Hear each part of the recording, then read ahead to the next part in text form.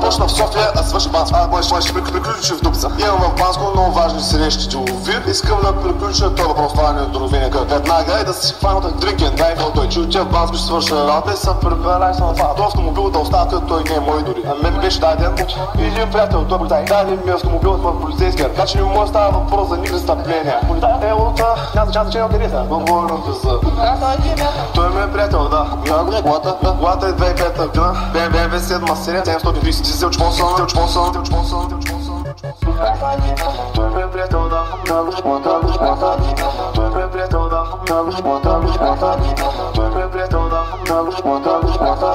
Той ми е приятел, да. Колата остава конфискувана, колата струва 30 000 лева. Мен не ме бърка, тя ми той е мой, даже да купя нещо. Мен ме бърка да отида свърша работа и да си изкарам кексти и да почна с харча пак да се окара. Да, ако тук има частен самолет, бих го наел да излечи и да почвам да летя. Сега ще стам филма звезда, обаче това е под секрет. Още то ще се разбере когато се излучи филма. Не съм учил актьорско майсторство, учил съм актьорско майсторство на улица от 15 годишен.